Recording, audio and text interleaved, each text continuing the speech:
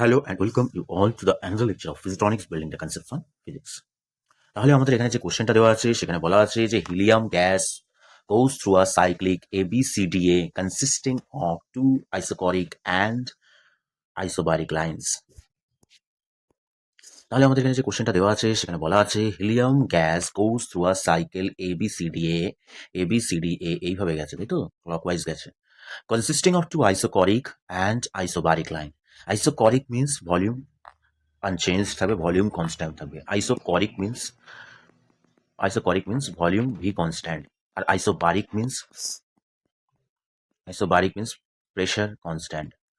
এবার আমাদের এই যে এটা ডায়াগ্রামটা দেওয়া রয়েছে সেখানে বলা আছে টু আইসোকরিক আর টু আইসোবারিক লাইন্স, মানে এখানে প্রেশারটা চেঞ্জ হচ্ছে, ভলিউমটা কনস্ট্যান্ট প্রথম এবি কেসে, তাহলে এটা হচ্ছে আইসোকরিক, তাই না? ভি কনস্ট্যান্ট, এখানে ভিটা কনস্ট্যান্ট।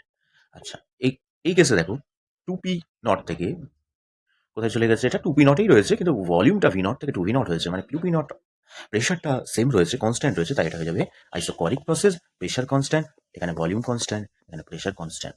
তার মানে এই দুটো ভি কনস্ট্যান্ট, এই দুটো হচ্ছে তোমার আইসোকরিক প্রসেস, মানে এবি আর সিডি এটা হচ্ছে আইসোকরিক, আর বিসি আর এডি হচ্ছে তোমার ডিএ, সেটা হচ্ছে কি আইসোবারিক প্রসেস। ঠিক আছে, আইসোবারিক আইসোকরিক হলো। এবার আমরা চলে আসি যে হিলিয়াম এর যদি কথা বলি, হিলিয়াম হচ্ছে মোনো অ্যাটমিক। ঠিক আছে, হিলিয়াম আমরা জানি মোনো অ্যাটমিক। এবার আমরা জানি যে মোনো অ্যাটমিকের ক্ষেত্রে মোলার স্পেসিফিক হিট ক্যাপাসিটি কি হয়, মোলার স্পেসিফিক হিট ক্যাপাসিটিকে আমি যদি সিভি দিয়ে লিখি অ্যাট কনস্ট্যান্ট ভলিউম, সেটা হবে 3/2R, আর সিপি হবে 5/2R। ঠিক আছে, এইবারে আমরা চলে আসি ওয়ার্ক ডান ক্যালকুলেশনে। ওয়ার্ক ডান মানে কি, এই যে টোটাল যে এরিয়াটা, বেসিক্যালি প্রেশার ভলিউমের গ্রাফের এরিয়া আন্ডার দ্য কার্ভ কি দেবে, ওয়ার্ক ডান দিয়ে দেবে। ঠিক আছে, এইবারে আমরা কি করব, এটাকে সলভ করবো। ওয়ার্ক ডান মানে কি, এরিয়া মানে কি লেন্থ ইন্টু ব্রেথ। লেন্থ কত, এডি যদি লেন্থ নেই চেঞ্জ কত হয়েছে ভি নট, আর ব্রেথ কত পি নট থেকে টু পি নট, মানে চেঞ্জ কত আবার হচ্ছে পি নট। তাহলে ওয়ার্ক ডান কত হয়েছে, ডাব্লিউ কত, ডাব্লিউ হচ্ছে ভলিউমের জন্য ভি নট আর প্রেশারের জন্য পি নট, তাহলে overall P not V not. ঠিক আছে, এইবারে প্রথমে যদি আমি এ থেকে বি এর দিকে যদি দেখি, ওখানে ছিল আইসোকরিক প্রসেস মানে ভলিউম কনস্ট্যান্ট, এবং সেক্ষেত্রে কিউ এ বি কনস্ট্যান্ট হলে সেটা হয়ে যায় এন সিভি ডেল্টা টি। একে আমরা আবার কিভাবে লিখতে পারি, 3/2 PB VB minus PA VA.